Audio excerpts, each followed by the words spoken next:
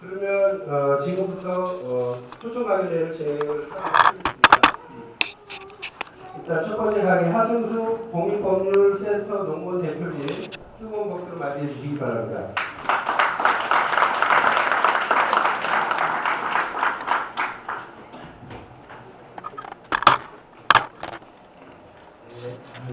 수요일날 귀한 시간에 계시게 돼서 너무 반갑습니다. 반갑지만 또 마음이 좀 무겁긴 합니다. 사실은 뭐 좋은 주제를 가지고 이렇게 말씀을 드리면 좋은데 오늘 제가 말씀드릴 주제가 사실은 한국의 굉장히 심각한 문제입니다. 이게 연천만의 문제가 아니라 전국 곳곳에서 굉장히 심각한 상황들이 벌어지고 있고 여기에 대해서 이제 지금 주무부처가 환경부인데 환경부는 손을 놓고 있고 이따가도 말씀드리겠지만 지방자치단체 장중에 생각이 있는 분들은 여당이든 야당이든 가리지 않고 이 문제는 너무 심각한 상황이다.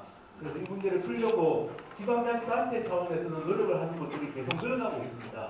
그 문제는 이제 권한을 가지고 있는 중앙부처는 안 움직이고 있고 그래서 얼마 전에 또 제가 활동하는 농본이라는 단체가 여러 환경단체들이나 주민들하고 같이 국회에서 토론을 했었는데요.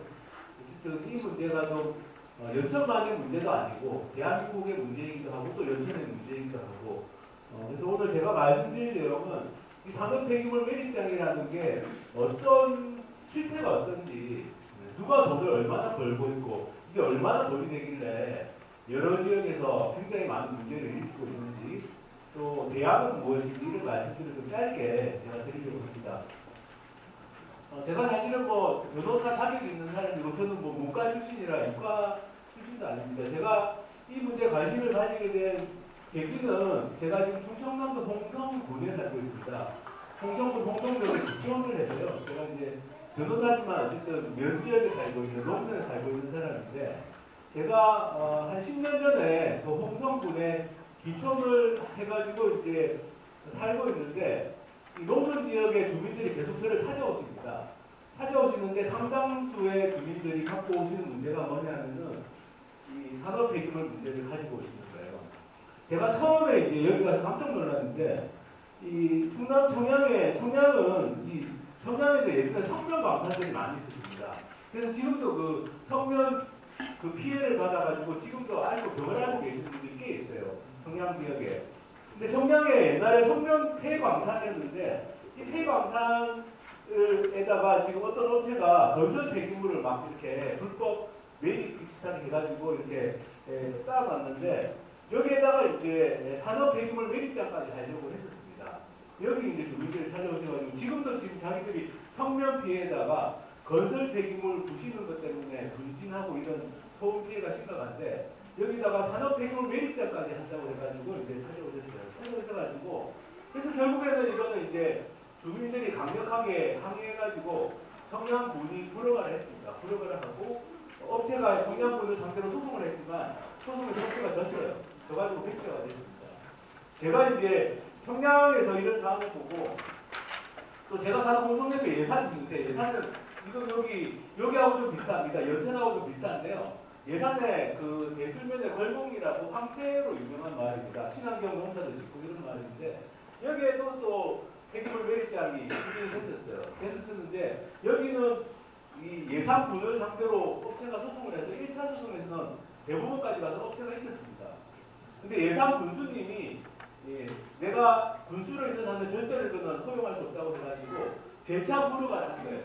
이 폐기물 매립장 사업을 하려면 폐기물관리법상 적합홍보라는 절차가 있고 그 다음에 이 군관리계획 지금 이게 연천군이 군관리계획 단계입니다. 연천군은 2차 단계라고 할 수 있는데요. 1차 단계의 폐기물관리법 관련된 소송에서는 업체가 이겼는데 2차 단계인 이 군관리계획 단계에서 예산 군수가 이분은 국민의힘 소속이었습니다. 국민의힘 소속인데 내가 절대로 이거는 막는다라고 해가지고 두 번째로 또 불허가를 한 거예요. 군관리계획을 안 해준 겁니다. 그건 군수권한이기 때문에. 군관리계획을 안 해줘가지고 업체가 소송을 했는데 이 소송에서 예산군이 이겼어요. 1차 소송에서는 졌는데 2차 소송은 이겼습니다. 이게 비결은 뭐냐? 1차 소송에서는 예산군이 제대로 대처를 못했습니다. 공무원분들이 경험이 없다 보니까. 근데 2차 소송에서는 전문가들의 자문도 받고 해가지고 소송을 해서 예산군이 이겼어요. 그래서 이게 백지화가 됐습니다.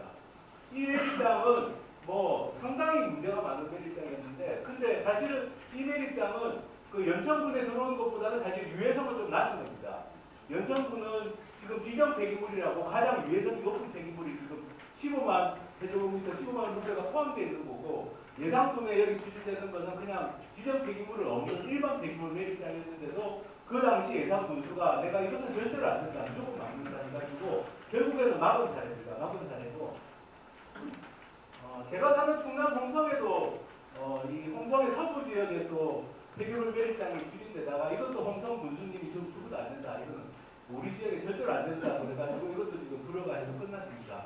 제가 이제 충남에 살면서 제가 사는 충남 홍성군이 인근의 청량, 예산, 홍성 이렇게 계속 이렇게 산업 폐기물 매립장이 들어오려고 하고 이걸 막다 보니까 제가 이 문제에 대해서 이제 세계적으로 좀 관심을 가지게 됐습니다. 제가 뭐 변호사로서 이런 일을 도시에서 살 때는 접할 이유가 없었는데, 접할 일이 없었는데 농촌에 와서 살다 보니까 이런 일을 계속 접하게 되고, 그러면서 이제 이 문제에 대해서 관심을 가지게 돼서 지금은 충남뿐만 아니라 뭐 전국적으로 전라북도도 지금 제가 관여하는 일이, 충청북도도 얼마 전에 하나 백지화가 됐는데 이것도 예산 분수가 반대해서 지금 백지화가 된 겁니다. 이거는 SK그룹에서 산업단지하고 묶어가지고 산업폐기물 매립장을 하려고 했었어요. 그래서 처음에는 일부 주민들이 산업단지는 필요한 거 아니냐라고 해서 찬성을 하다가 알고 보니까 산업폐기물 매립장이 큰 게 들어오는 겁니다. 그래서 주민들이 다 반대로 돌아서가지고 이 면의 산이면이라는 곳인데 면 전체가 다 반대해가지고 계산 분수님도 이거는 반대다 해가지고 지금 이거는 백지화가 된 상태입니다. 제가 지금 말씀드린 것처럼 이게 뭐 충남, 전북, 제가 충북 이런 사례를 말씀드렸지만 이게 한두 군데의 문제가 아니고요. 대체로 이제 지역 주민들은 좀 반대를 많이 하시는 편인데, 왜냐하면 이게 지역에 도움이 안 된다는 걸 알기 때문에. 그리고 지금 이제 진행 중에 있는 상황, 여기가 이제 지금 연천하고 좀 비슷합니다. 보면은 여기가 이제 저수지 상류에 있는 전라남도 벌교에서 지금 한 꽤 큰 매립장이 추진되고 있는데, 이건 지정 폐기물 매립장이고요. 이것도 지금 어쨌든 업체가 추진하고 있는데 주민들은 뭐 반대하고 있습니다. 지금 보시는 이 저수지 하류가 뭐냐면 벌교천이고요. 그 벌교물이, 벌교가 꼬막으로 유명하지 않습니까? 꼬막 자라는 갯벌로 흘러들어가는 겁니다. 그러니까 이제 지역 주민들이 반대하는 이유는 뭐냐? 업체는 안전하게 한다고 하지만 혹시라도 사고가 나면 침출수가 저수지로 흘러들어가고 저수지에서 다시 벌교천으로 흘러들어가면 그러면 벌교 꼬막을 누가 먹겠느냐 이런 거죠. 주민들이 그런 의뢰를 하는 것이 과연 전혀 근거가 없는 의뢰냐? 제가 이제 그 부분을 지금 말씀을 드리겠습니다. 지금 우리나라에서 이제 산업 폐기물에 대해서 좀 먼저 설명을 조금 드리면, 지금 우리나라 환경부가 발간하는 통계가 있습니다. 통계를 보면 여기 이제 우리가 아는 생활 폐기물이 여기 있습니다. 그리고 산업 폐기물이 여기 있고요. 생활 폐기물하고 산업 폐기물은 전혀 다른 겁니다. 법적으로는 전혀 다르게 취급됩니다. 뭐 제가 듣기로는 아마 이 연천의 업체가 산업 폐기물 매립장을 추진하는데 뭐 거기에 일부 생활 폐기물을 매립할 것처럼 얘기했다는 걸 제가 들었는데 그거는 말이 안 되는 이야기입니다. 이거는 법적으로 완전히 다르기 때문에. 그래서 산업 폐기물을 이제 사업장 폐기물이라고 이제 법에 쓰고 있습니다. 사업장 폐기물이 있는데 이게 이제 사업장 일반 폐기물은 비교적 좀 유해성이 좀 낮다고 할 수 있는 거고, 가장 유해한 게 이제 지정 폐기물입니다. 근데 여기 연천 같은 경우는 지정 폐기물이 포함된 매립장이고요. 건설 폐기물은 뭐 제가 설명 안 드려도 아실 겁니다. 이렇게 보시면 건물 보시면 나오죠. 그 건설 폐기물은 대체로 재활용을 많이 합니다. 많이 하는데 그래서 순환골재, 순환토사 이렇게 해서 뭐 다시 쓰고 하는데 가장 문제가 되는 건 이제 이 지정 폐기물하고 사업장 일반 폐기물입니다. 근데 양으로 따지면 대한민국 전체 폐기물 중에서 생활과 관련된 폐기물은 11.5%입니다. 나머지 산업 폐기물이 거의 90% 가까운 수준입니다. 그러니까 정부가 계속 시민들, 우리 국민들한테 계속 생활 폐기물 줄이라, 재활용 많이 하라 이렇게 홍보를 하는데 그것도 필요하지만 정작 전체 폐기물 양의 90% 가까이를 차지하는 산업 폐기물 문제는 국민들에게 전혀 정확한 정보를 제공하지 않고 있습니다. 그 이유는 왜 그러냐? 이걸 전부 민간 기업들의 돈벌이에 맡기고 있는 거거든요. 정부가 해야 될 일을 방기하고 포기하고 있는 겁니다. 그러니까 계속 11.5%밖에 안 되는 생활 폐기물 가지고 정부가 뭐 홍보하고 캠페인하고 쓰레기 양 줄이라고 하는데 정작 이 90% 가까운 산업 폐기물을 손을 놓고 있다라고 볼 수 있고요. 그 중에 이제 유해성이 강한 지정 폐기물이 한 3.9% 정도입니다. 이 폐기물이 처리되는 과정을 보여주는 감사원 자료인데요. 생활 폐기물은 이렇게 주택에서 나오면 여기 보시면 지방자치단체라고 보이죠? 그러니까 지방자치단체가 책임지고 처리하는 겁니다. 생활대기부는 기본적으로. 재활용을 하든 소각을 하든 매입을 하든 다 지방자치단체가 책임지고 처리하고 이 소각장이나 매립장 같은 거 입지를 선정할 때에는 지방자치단체가 입지선정위원회를 구성해서 투명하게 하도록 되어 있습니다. 법적으로. 그러니까 공공이 관리하는 겁니다. 공공이. 생활대기부를.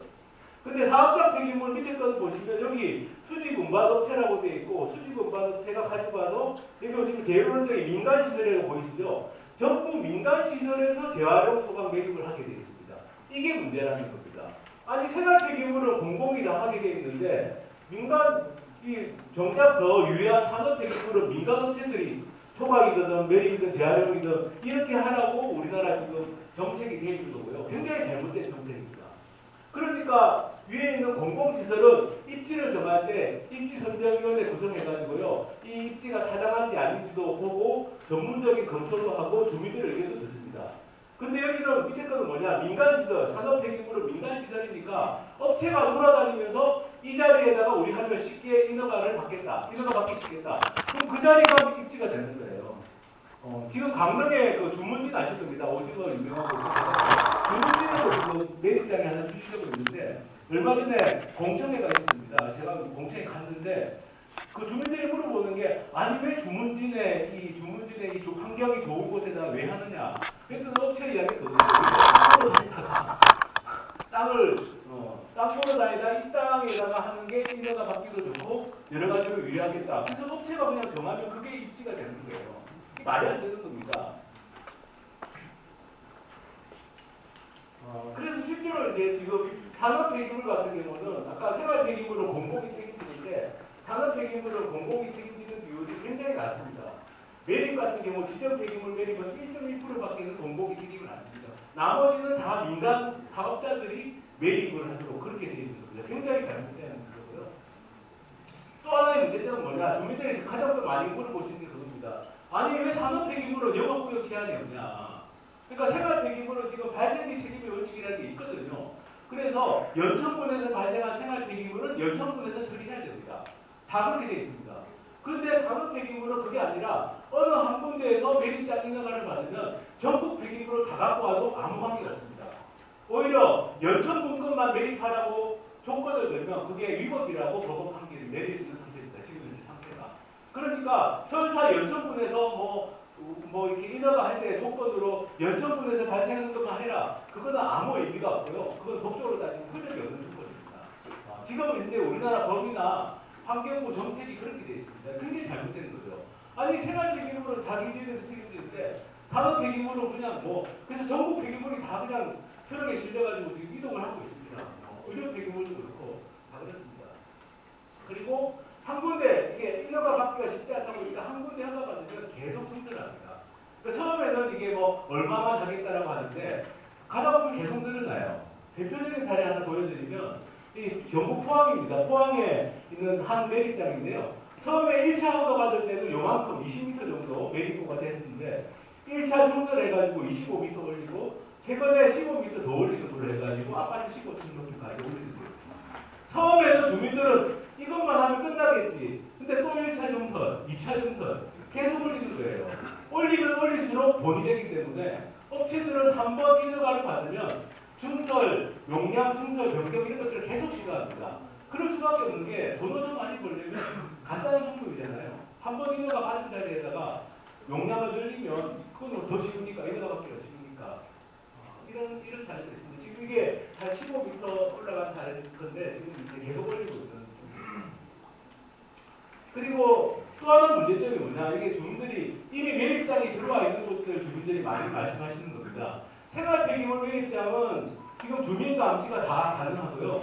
주민 감시 요원이 다 들어갑니다. 들어갈 수 있고 주민 지원도 다 제도화가 되어 있어요. 법적으로 이거는 기금도 만들고 협의체도 만들고 이게 다 법에 의해서 이루어집니다.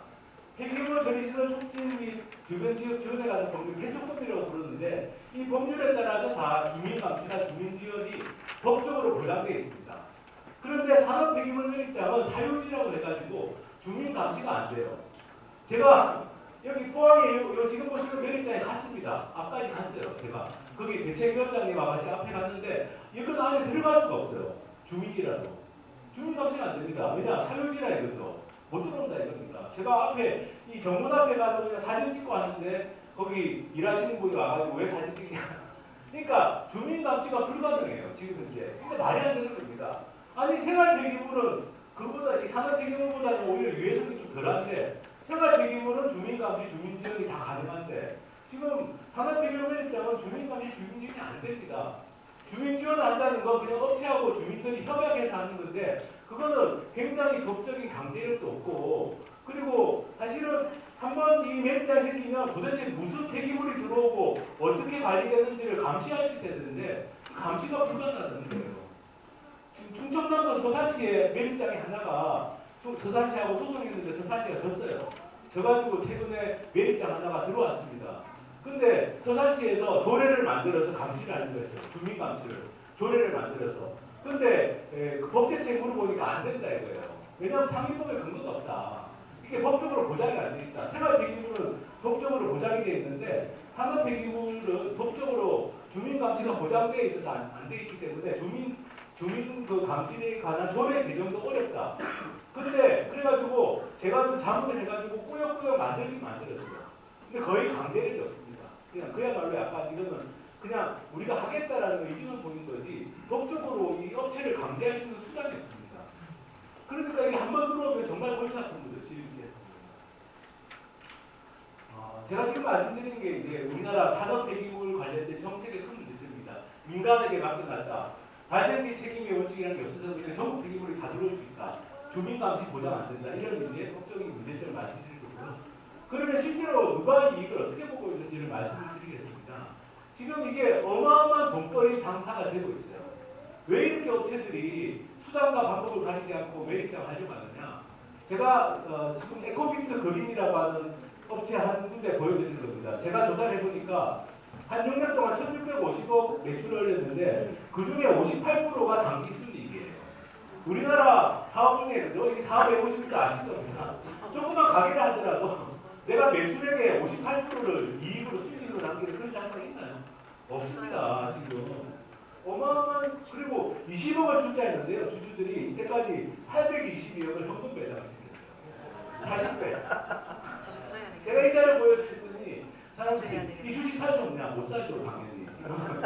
이걸 뭐 하게 하겠습니까?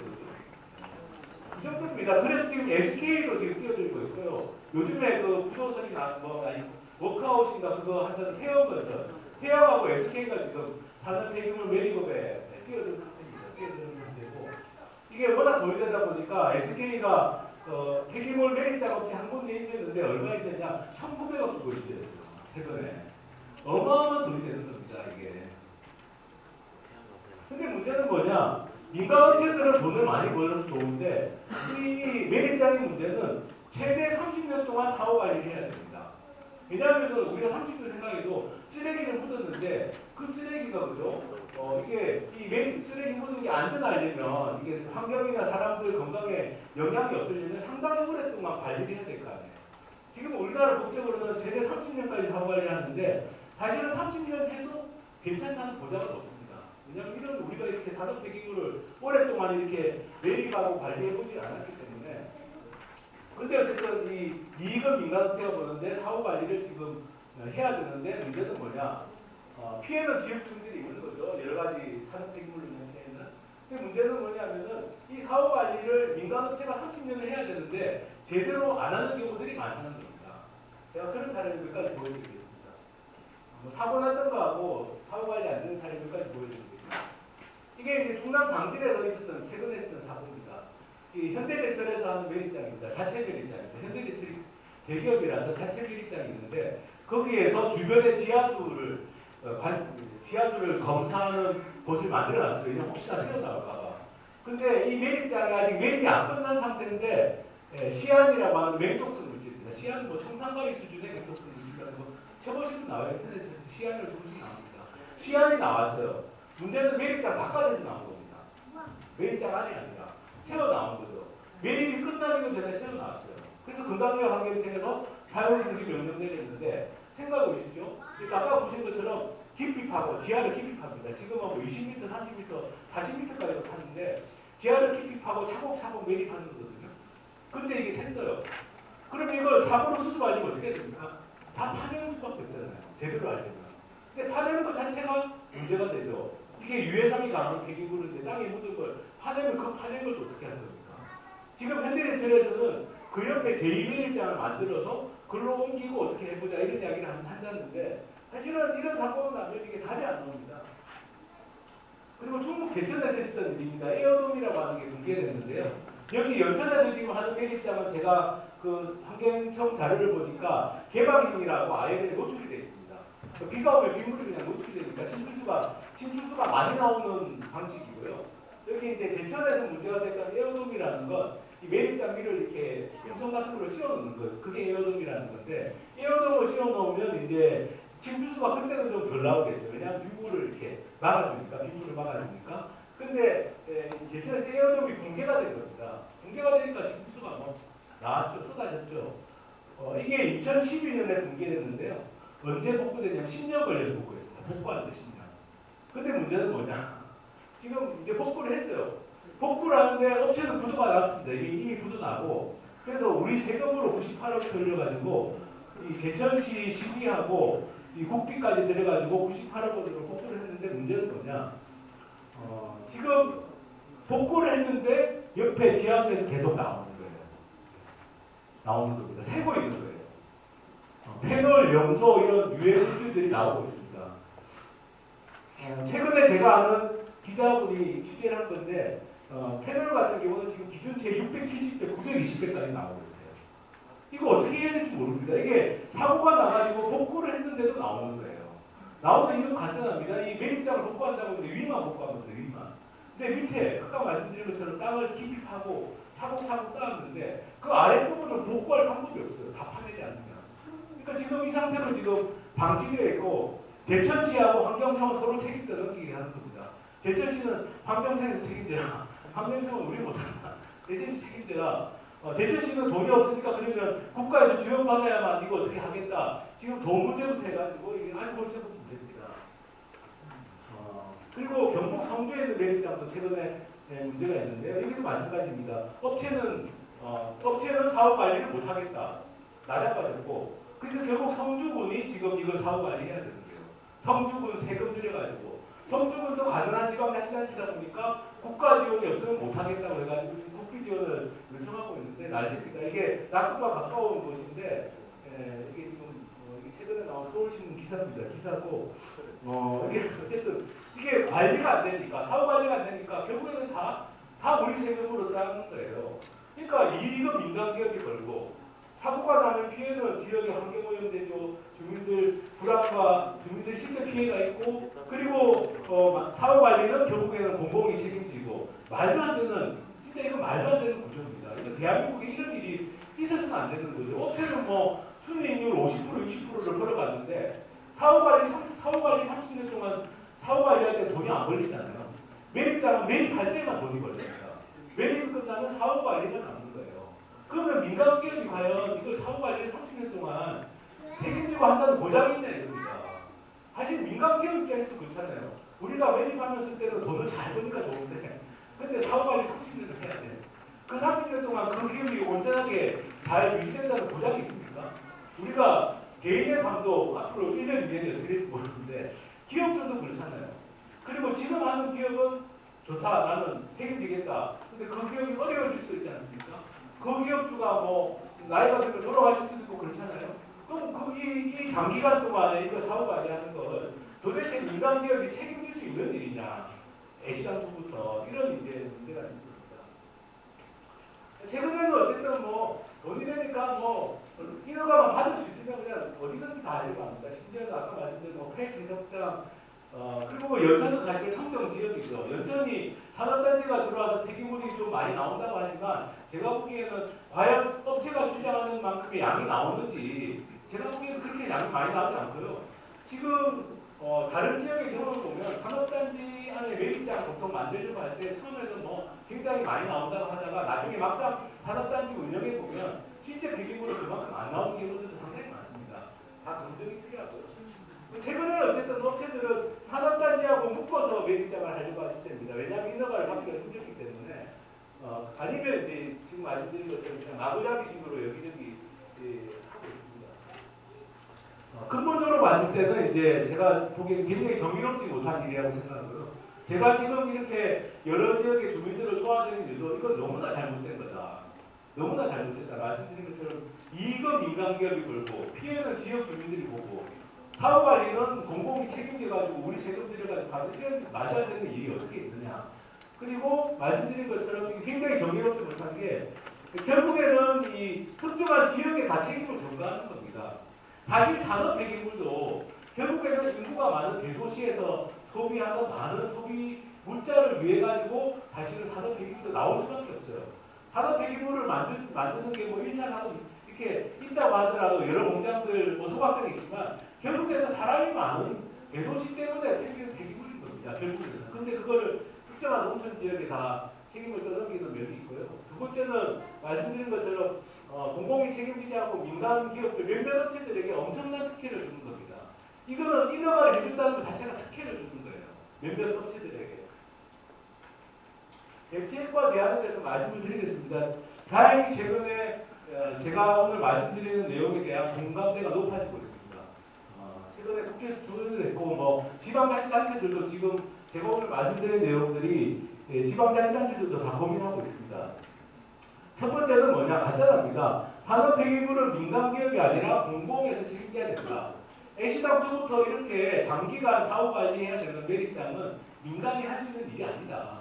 우리가 왜 원전에서 나오는 핵폐기물, 원전 폐기물은 다 그 방사능 폐기물 관리 공사라고 공기업 공사에서 다 하고 있습니다. 관리를. 당연하죠, 그죠? 우리가 원전에서 나오는 그 방사능 폐기물을 민간업체들이 돈벌이 수단으로 그걸 처리한다. 그럼 우리가 다 받아들일 수 없는 거 아니겠습니까? 똑같습니다. 이것도 그 원전 폐기물만큼은 아니지만 상당히 장기간 관리해야 되기 때문에 민간기업이 해서는 안 된다. 최소한 국가나 광역지방자치단체가 책임져야 된다는 거고요. 두 번째로는 아무리 산업 폐기물이지만 최소한 발생한 권역 안에서 처리를 해야 된다. 이렇게 전국 폐기물을 다 받아들이게 하면은 전국 폐기물이 그냥 차에 실려가지고요. 제가 저번에 포항에 갔는데 포항에 갔더니 충남 폐기물이 막 실려가지고 오더라고요. 이게 국가적으로도 굉장히 비효율적이고 위험한 일입니다. 이렇게 폐기물들이 장거리 운동을 하고 있다는 거죠. 그리고 세 번째는 아까 말씀드린 것처럼 산업 폐기물 시설도 주민 감시가 보장돼야 된다. 지금처럼 사유질환 이유로 들어가지도 못하게 하고 이런 식으로 하면 안 된다는 겁니다. 제가 아까 지방자치단체들도 이제는 좀 이 문제에 관심을 가진다고 말씀드렸는데요. 지금 울산 같은 경우가 우리나라에 대표적으로 산업단지가 많고 산업 폐기물이 많이 나오는 곳입니다. 그래서 울산에서 계속 산업 폐기물 매립장이 필요하다는 얘기가 나오고 있습니다. 연천보다는 울산이 훨씬 더 필요하겠죠. 상식도 생각해서. 울산에 산업단지하고 굉장히 많은데 울산시가 어쨌든 최근에 정한 방침은 뭐냐? 울산시가 더 이상 민간 매립장은 안 된다. 공공 매립장으로 하자. 우리가 매립장이 필요하기는 필요하다. 울산은 폐기물이 많이 나오는 곳이니까. 그렇지만 공공 매립장으로 하자라고 이제 방침을 정해가지고 국가산업단지 안에 매립장을 두는 걸로 하고 그게 사실은 가장 안전하게 관리하는 방법입니다. 왜냐하면 산업단지는 조성을 할 때 아시는 것처럼 다 이렇게 기반공사 다 하고 다 해놓고 최소한 이렇게 어떤 그래도 최소한 안전장치 같은 게 가능하고 관리가 쉬운 곳입니다. 거기에다가 하는 것이 맞다라는 겁니다. 그리고 충청남도도 이제 제가 사는 충청남도 같은 경우도 지금 충청남도 폐기물 관리 공사를 설립해가지고 공공이 하는 게 맞겠다. 아쉬운 거는 이제 지금 충청남도에 워낙 민간 매립장들이 많이 들어주고 있는데 그것을 어떻게 할 건지는 아직 당신은 안 밝히고 계시게 안타까운 점이지만 그래도 앞으로 기본 방향은 이 방향으로 가는 게 맞다라는 건 김태형 지사님이죠. 그분도 국민의힘 아닙니까? 김태형 도지사님이 여러 차례 말씀하셔가지고 충청남도 그 자원순환팀장 담당자가 저한테 계속 연락이 옵니다. 이걸 어쨌든 그 도지사님이 주신 일종의 과업이니까 해야 되잖아요. 국회도 계속 왔다 갔다 하고 또 어떻게든 이거를 좀 제도 개선해야 된다라고 생각하고 이렇게 하고 있습니다. 아쉬운 거는 이제 저는 경기도가 여기에 대한 입장이 없다는 게 아쉬운 거죠. 지금 말씀드린 것처럼 최소한 울산, 충남 이렇게 점점 더 많은 지방자치단체가 이 문제를 방치해서는 안 된다. 필요하다고 하더라도 어디에다 할지, 안전하게 어떻게 할지 그러려면 민간이 하는 것보다는 공기업을 만들든 공사를 만들든 거기서 하는 게 맞지 않느냐 이렇게 이제 가고 있습니다. 그리고 전라북도 익산이 굉장히 환경오염이 심한 지역이었는데요. 최근에 굉장히 많이 좋아졌습니다. 왜냐하면 기초지방자치단체가 익산시라는 기초지방자치단체가 그동안 워낙 환경오염 문제가 많다 보니까 익산시 환경정책위원회 조례라는 걸 만들었는데 이게 다른 지역에도 있는 조례입니다. 근데 내용이 달라요. 익산시는 전문가나 시민단체 이런 분들이 다 이 위원회에 들어가가지고요. 폐기물 시설 같은 거 인허가 신청이 들어오면 그 다른 법률에 의해서 하는 거 말고 이 위원회에서 특별히 검토를 더 거칩니다. 제가 아는 전문가도 들어가 계신 분들이고요. 그래서 익산시에는 지금은 웬만한 그 환경오염 공장이나 폐기물 시설은 신청이 안 들어온답니다. 아예. 왜냐하면 익산시는 까다롭게 검토한다는 게 소문이 나가지고. 그래서 기초에서도 할 수 있는 일이 있습니다. 사실 연천군도 지금 이렇게 접경 지역이고 송정 지역인데 송정 지역의 정체성을 유지하려면 이번에 이 매립장 문제도 잘 해결해야 되지만 이렇게 기초 단위에서 만들 수 있는 조례 제정 같은 것도 시도해 볼 수 있고 그리고 경기도에다가 저는 좀 요구를 했으면 좋겠습니다. 경기도가 이렇게 경기도에서 폐기물이 많이 발생합니다. 그런데 많이 발생하는 곳에서 처리를 하지 않고 계속 이제 외곽으로 보내고 있어요. 그런 이제 정책도 좀 바뀌어야 됩니다. 그래서 제가 이제 연천 문제에 대해서는 제가 오늘 뭐 제가 자세한 말씀을 드리기도 그래서 그냥 제 생각만 몇 가지 말씀드리면 제가 가지고 있는 의문은 그겁니다. 연천에 말씀드린 것처럼 여기 매립장이 들어오면요. 뭐 연천에서 마시하는 게 얼마냐 이런 이야기 하지만 의미가 없습니다. 말씀드린 것처럼 결국에는 뭐 일단 인허가만 받으면 외국 폐기물 다 가져올 수 있습니다. 그걸 막을 방법이 없습니다. 법적으로 막을 방법이 없고 그 다음에 특정 업체에 대한 특혜가 아닌가 특혜죠. 왜냐하면 골프장 부지 아니었습니까? 그렇죠? 골프장 부지를 골프장을 못하면 다른 용도로 쓰더라도 아까 보신 것처럼 순이익률이 50% 이렇게 나는 폐기물 매립장을 해준다는 것 자체가 엄청난 특혜입니다. 특혜이고 그리고 마지막으로 말씀드리고 싶은 것은 아까 말씀드린 것처럼 경기도도 공공매립장을 추진해서 이 문제를 지금처럼 이렇게 업체들이 여기저기 다니면서 인허가만 받으면 돈벌이가 된다 이렇게 방치해서는 안 된다. 경기도 도지사에다가도 요구를 할 부분들이 있다라는 생각을 좀 해봤습니다. 제가 오늘 말씀드린 건 이제 전국적인 현황하고 문제점 그리고 이제 대안까지도 말씀을 드렸는데 제 이야기가 연천에서 이 문제를 풀어나가는데 좀 많은 도움이 되었으면 좋겠습니다. 감사합니다.